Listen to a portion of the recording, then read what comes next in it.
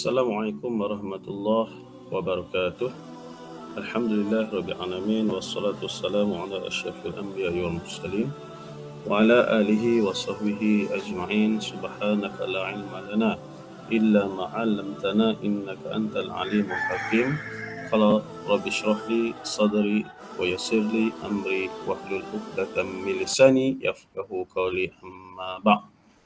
Fahaya ayuhal muslimun ittaqullah usikum wa iyaya bittaqwallah faqad fazal muttaqun. Sadaqallahul azim.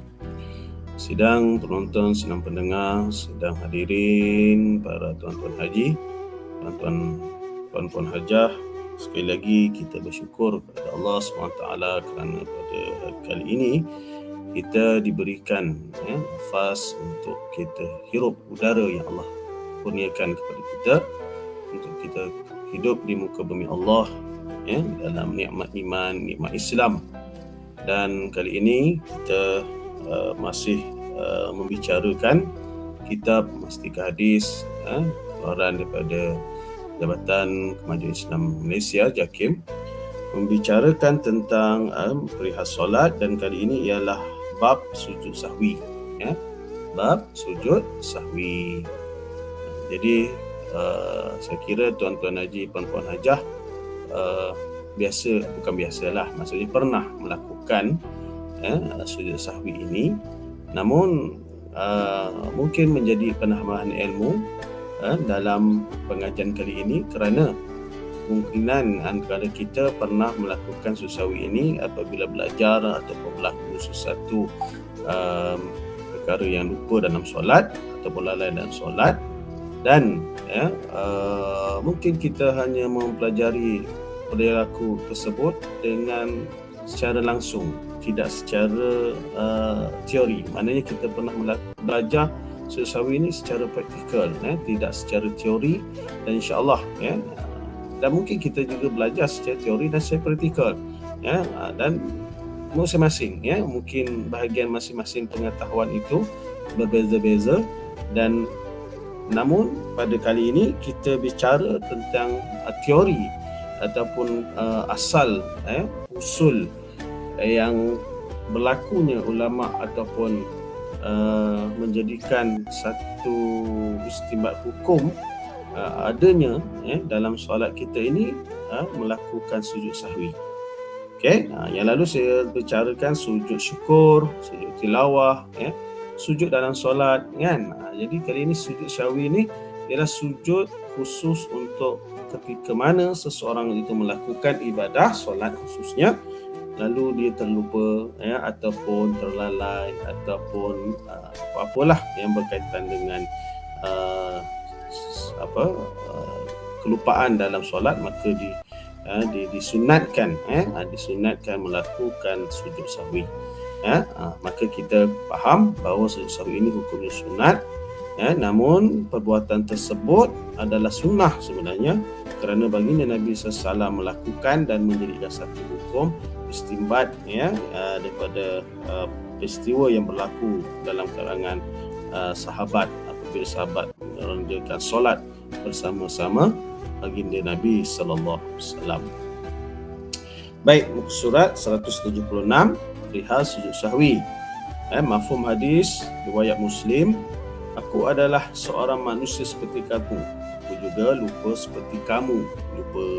Ini hadis yang riwayatkan oleh riwayat Muslim, bahawa nak bagi tahu Nabi juga seorang manusia biasa.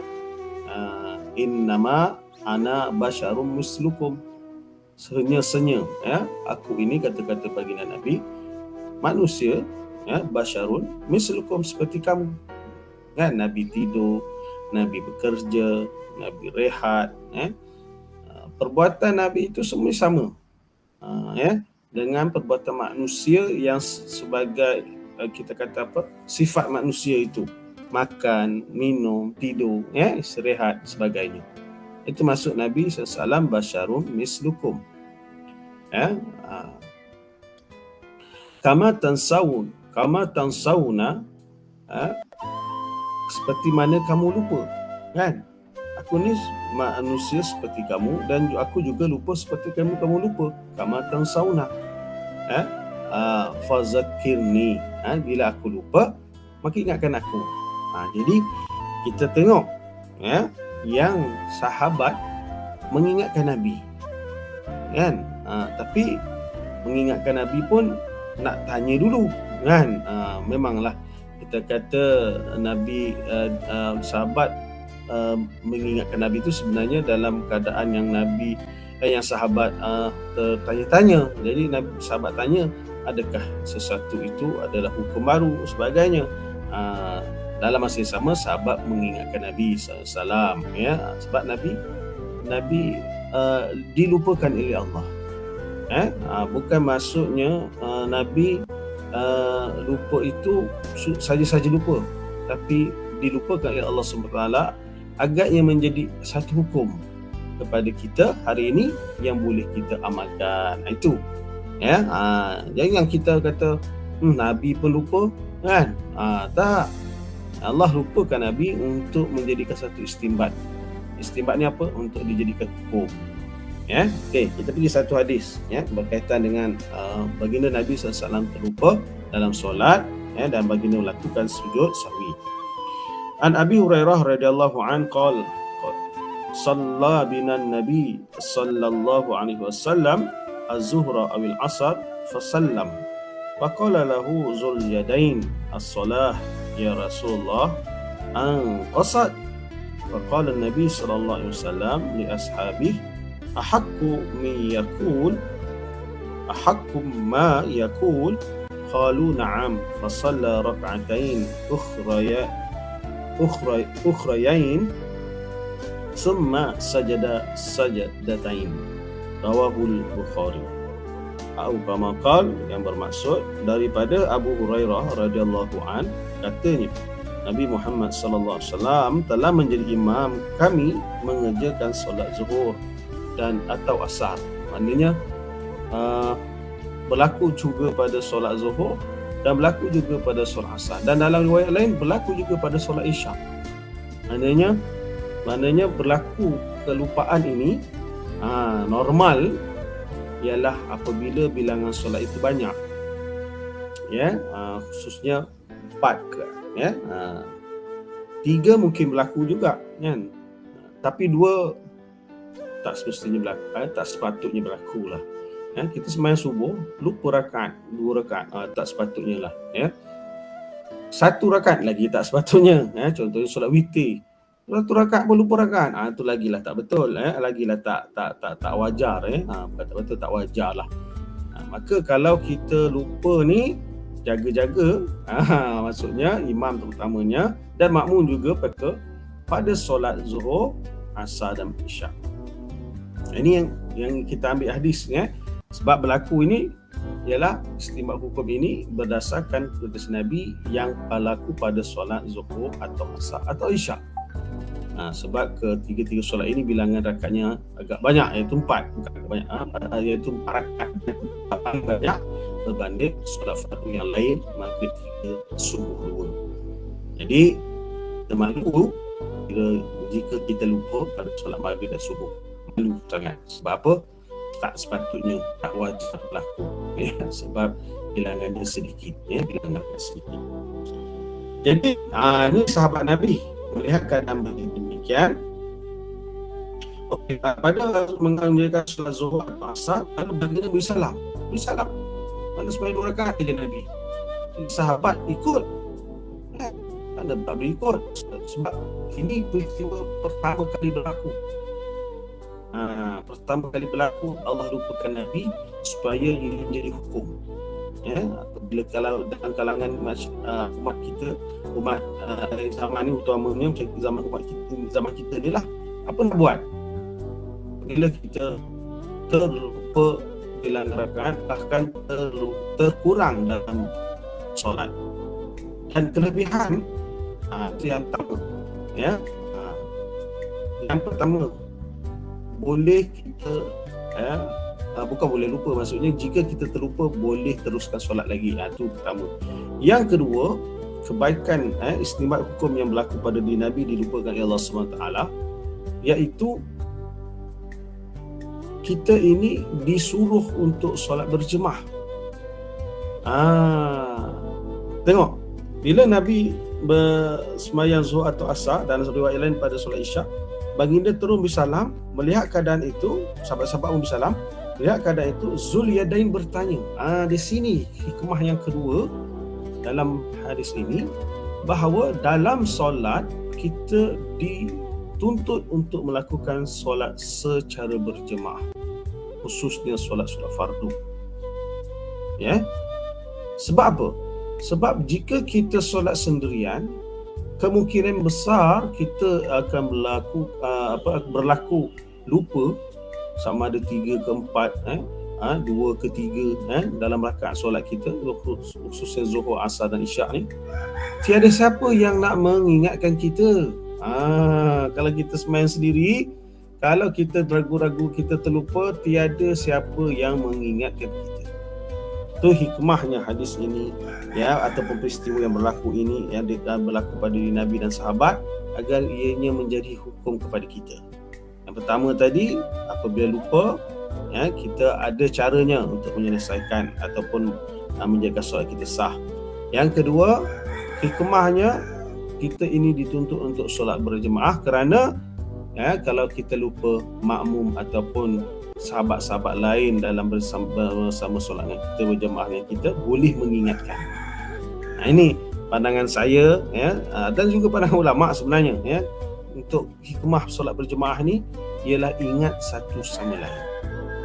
Imam lupa, makmum ingatkan, makmum lupa, imam ingatkan. Imam je lupa, makmum tak lupa. Makmum lagi banyak lupa, khayal 3 ke 4, tapi sebaik ikut imam, ikut jalan imam. Itu maknanya makmumnya lupa, maknanya imam ingatkan secara tidak langsung. So bagi saya, inilah hikmah solat berjemaah. Selain pahalanya berganda, ianya adalah juga menampung kekurangan, ketika kita mendirikan solat. Baik, sahabat baginda Nabi bertanya pada Nabi, iaitu Zulyadain. Zulyadain ni siapa? Zulyadain ni ialah pemuda. Ini hikmah yang ketiga pula. Bukan orang yang melakukan solat berjemaah ini terdiri dalam golongan 4 siri ataupun 5 siri. Dia tergolong juga dalam kalangan pemuda-pemuda, 2 siri, 3 siri. 3 siri faham lah, 4 siri tu faham lah, tuan-tuan haji, puan-puan haji. Bukan kalangan orang-orang tua je untuk solat jemaah ni. Pemuda disuruh juga. Zulyadain ini seorang pria ataupun seorang pemuda daripada Bani Sulaim, dan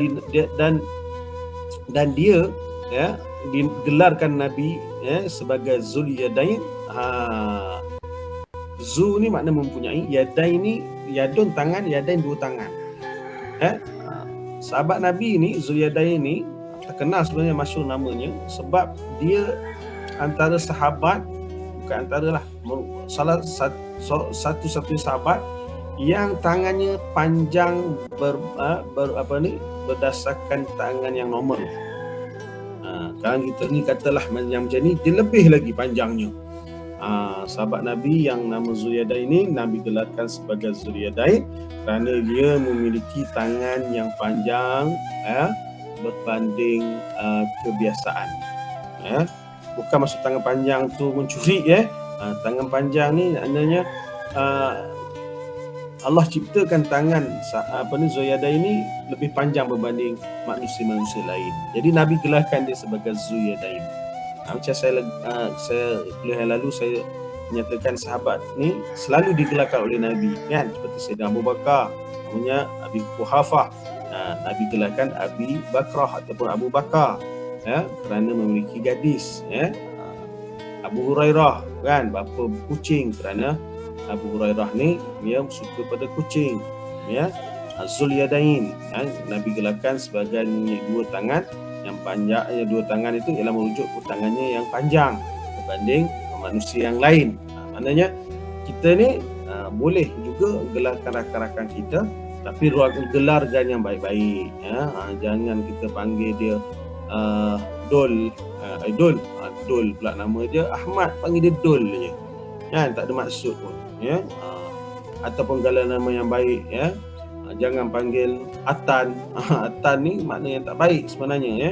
Keldai betina namanya. Atan ni keldai betina, ya.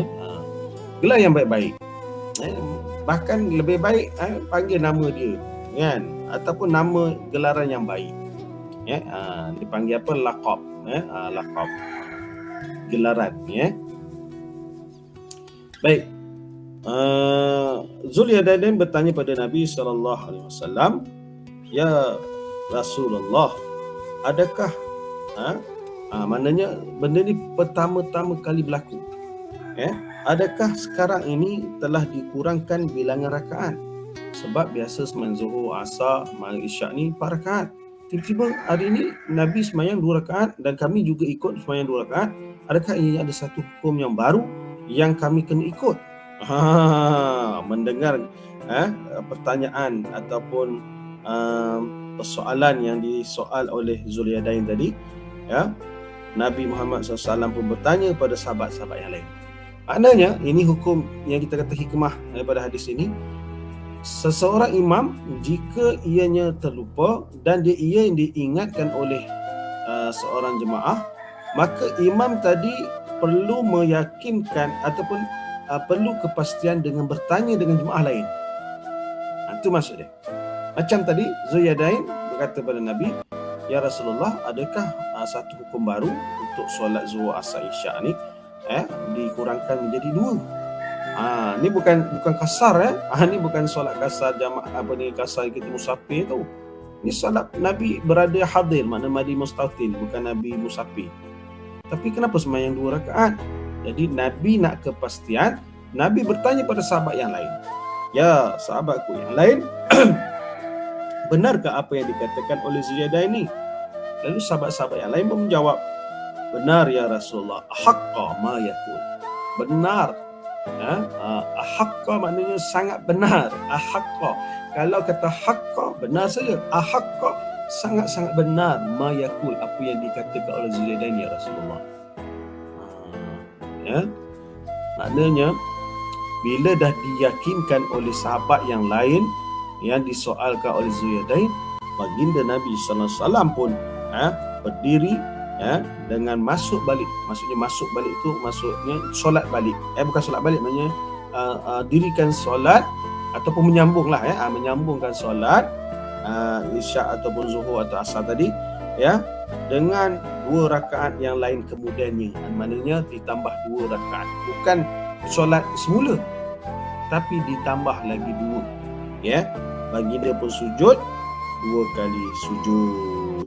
Ya, lepas habis 2 rakaat yang ditambah tadi, sebelum salam Nabi buat 2 kali sujud. Ini yang namanya sujud sahwi. Nanti kita bicara tentang kaifiat bagaimana nak lakukan sujud sahwi. Solat adalah meliputi rukun-rukun dan sunatnya. Jika perkara yang tertinggal itu termasuk dalam bahagian rukun-rukun solat seperti yang disebut dalam hadis ini, maknanya rukun solat itu maksudnya 13 rukun lah, dan 13 rukun itu berlaku setiap rakaat, dan rakaat tadi tidak cukup, maka tidak boleh kita kata tidak sempurna lah, mesti cukup 13 rakaat pada setiap rakaat. Ya, maknanya kalau tak Zuhur tadi, Asar tadi, Isyak tadi 4 rakaat dilakukan 2, maka kena melakukan sujud sahwi ataupun penambahan kepada bilangan ukuran rakaat yang kurang, dan ataupun sujud sahwi jika berlakunya terlebihnya rakaat. Sama ada kurang ataupun terlebih, perlu melakukan sujud sahwi. Ya. Hendaklah rukun yang tertinggal itu dilakukan semula. Macam tadi, sepatutnya 4 dilakukan yang 2, maka tambah lagi 2. Ya. Kemudian disujud-sujud sahwi 2 kali sebelum memberi salam. Ya. Jika yang tertinggal itu termasuk bahagian sunat ab'ad, mana sunat ab'ad ni tadi rukun kena lakukan semula. Tapi kalau sunat tidak perlu lakukan semula. Tapi sunat yang ab'ad dia ada 2. Dalam solat ni kita ada 2 jenis sunat, ya, sunat ab'ad dengan sunat hayat. Sunat ab'ad ada 5. Sunat hayat banyaklah. Sunat ab'ad yang 5 itu adalah sunat yang berat.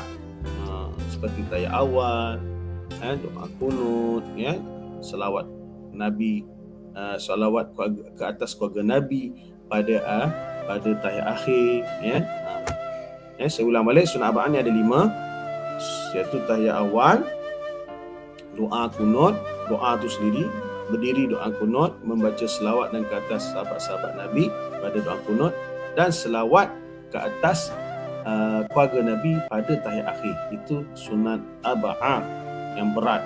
Jika ditinggalkan sunat tersebut, tidak perlu dikerjakan semula, bahkan perlu melakukan sujud sahwi sebelum salam.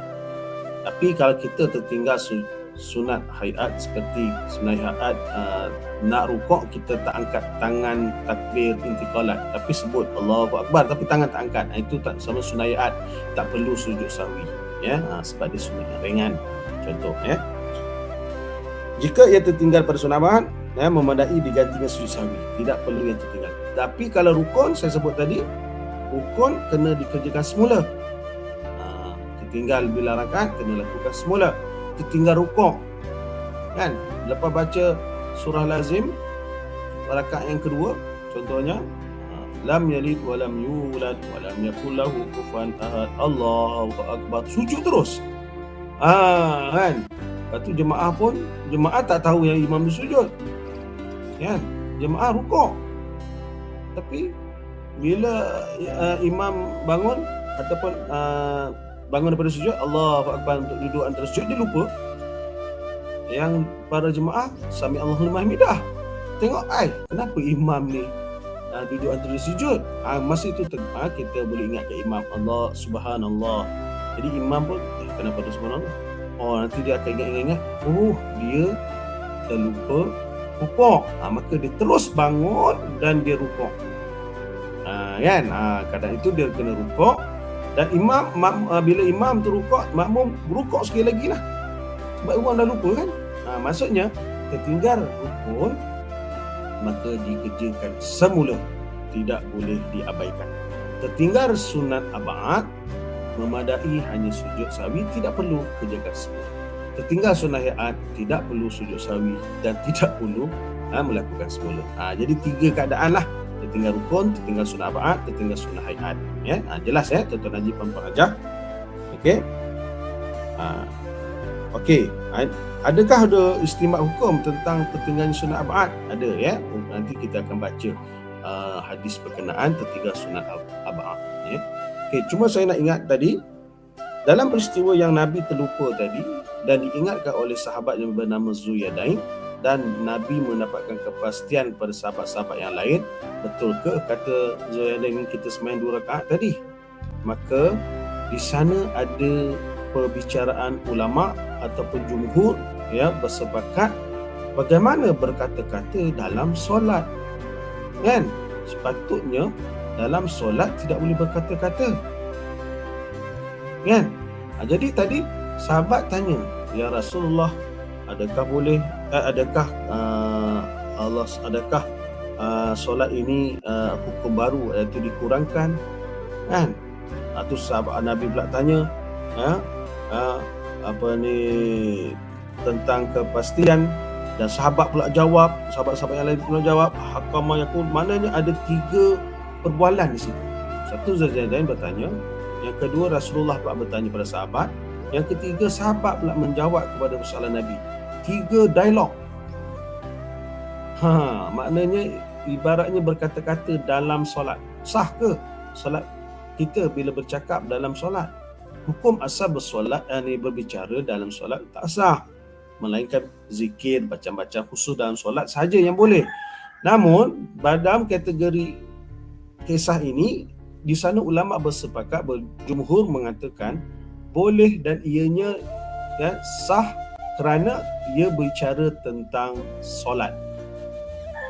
Tanya tadi Zuyadain, ya Rasulullah, an qasad, qala Nabi sallallahu alaihi wasallam li ashabi haqqa ma yaqul, qalu na'am. Nampak? Itu bicara yang 2 solat, tapi ulama hukumkan bicara antara sahabat dengan Nabi tadi itu adalah perihal tentang solat ataupun berkenaan dengan solat, maka ianya dikira sah dan dikira ibadah kerana ianya adalah berkaitan solat. Tapi kalau tanya Tuan Imam, contohlah kita zaman kita, Tuan Imam kenapa sembahyang 2 rakaat? Kan? Imam pun, oh ya ke, yang lain macam mana, betul ke? Ya Tuan Imam. Okeylah, nanti kita kita buat semulalah, bicara tentang lain, ataupun dah bicara tentang contohnya dah sembang-sembang dekat meja makan. Tuan Imam ni tengah makan ni, lepas sembahyang Isyak ada jamuan, tadi sembahyang 2 rakaat lah. Oh ya ke? Itu dah tak boleh dah. Pasal apa? Dah lama sangat tempoh. Yang kedua, dah bicara tentang lain, dah sembang dah pasal minum teh, tiba-tiba nak sambung balik 2 rakaat lagi, tak boleh lah. Maksudnya ulama menghukumkan bicara dalam peristiwa ini dibolehkan kerana yang pertama berhubung tentang solat. Kisahnya tentang solat. Yang kedua, tempohnya tidak lama. Tempohnya tak lama. Kalau dah tempohnya sampai Astaghfirullahalazim sampailah baca kursi Fatihah baru diingatkan, tu lama sangat. Setakat Astaghfirullahalazim, kemudian sahabat jemaah tanya, Tuan Imam tadi sembahyang 2 rakaat. Tu boleh lagi sebab tempohnya yang tidak lama. Yang ketiga, mesti bicara kita kata bilangan perkataan itu tidak terlalu banyak. Contoh bilangan yang tidak banyak, contoh Ya Rasul Allah angqasat. 4 perkataan. Faqala Nabi SAW. Faqala An-Nabi, keempat. Qala Nabi 6. Di ashabi 7. Haqqu ma yakul 10. Naam 11. Mana 11 perkataan. Bicara antara Zulyadain pada Nabi kepada sahabat, balik sahabat menjawab tu lebih kurang 10 ke 11 perkataan saja. Ini siap Imam, saya rasa lah, dia banyak-banyak pula. Kita tadi sembahyang 2 rakaat. Imam pun, ya ke kamu ni? Cuba kita tanya yang lain macam mana? Kami pun bersetuju Tuan Imam. Memang Tuan Imam tadi telah sembahyang 2 rakaat dan kami rasa bukan kami rasa, maksudnya kami pun ikut imam, kami pun ada yang ingat, ada yang tak ingat. Mana bicara tu panjang, lebih pada 10 atau hingga 11 perkataan. Bicara yang lama. Di sana kita menjadikan hukum tidak boleh, 3 tadi saya kata, tidak yang bolehkan apabila kita ni untuk menyambung, saya kata menyambung lagi 2 rakaat tadi ataupun 1 rakaat, kita 3 rakaat lah. Kita 2 sembahyang 2 rakaat tambah 2 4, sembahyang 3 rakaat tambah 1 je lah, jadi 4. Okey. Yang pertama, mesti bicara tadi berhubung dengan solat. Kalau dah minum teh, dah sembang tentang cerita tentang nak rentas daerah sebagainya ke apa ke, anda tak boleh dah. Dia mesti berhubung dengan solat. Kan? Yang kedua, bicara tadi tempoh yang sekejap. Tak boleh kita kata dah zikir panjang tadi baru diingatkan oleh jemaah kepada imam, dah tak boleh dah. Maknanya tempoh tadi tak lama. Macam tadi bicara Nabi dengan sahabat tu tempoh yang singkat. Yang ketiga, patah perkataan imam dan jemaah tadi tidak boleh lebih 10 ke 11 perkataan. Kalau bicara tu walaupun sekejap tapi bicaranya lama, panjang, pun tak boleh. Jadi syarat yang boleh ditambah ataupun disambung lagi solat yang tertinggal rakaat tadi mesti menepati 3 syarat tadi. Berhubung dengan solat, perkataan dengan solat. Yang kedua, tidak tempoh yang lama. Yang ketiga, bilangan patah perkataan tadi tidak banyak ataupun tidak terlalu berjela-jela. Jika kita tidak ada 3 syarat ini, kita berkata-kata hal lain, berlaku tempoh yang lama, bilangan perkataan kita bercakap dengan jemaah pun terlalu panjang, maka kita disuruh ataupun dituntut untuk melakukan semula solat tadi. Dilakukan semula, tidak boleh menyambung macam mana Nabi buat tadi, ya. Okey, jadi jangan ragu-ragu jika berlaku dalam kalangan kita, ya, dalam kalangan jemaah kita dan solat, jika terlupa 2 rakaat atau 1 rakaat dalam satu solat, maka kita ingatkan imam saja, walaupun imam tu dah beri salam, ingatkan saja, tuan imam, kita tadi tertinggal lagi 3 rakaat, tertinggal 1 rakaat. Jadi imam tanya sahabat, ataupun tanya sahabat, ya ke? Jemaah pun kata ya. Okay, terus bangun 1 lagi rakaat, niat masuk je, Allahu Akbar, niat atau sambung balik solat. Adalah hati, ya, Allahu Akbar. Solat macam biasa, Fatihahnya, ya, kemudian rukuknya, dan sujud dan bersalam dan tahiyat akhir, dan sebelum salam sujud 2 kali untuk sujud sahwi. Okey, itu berkaitan dengan hadis yang pertama, iaitu tertinggal rukun dalam solat wajibkan melakukan semula bilangan rukun yang tertinggal tadi dan melakukan sujud sahwi. Yang kedua, hadis berkaitan dengan sunat aba'ad yang ditinggalkan.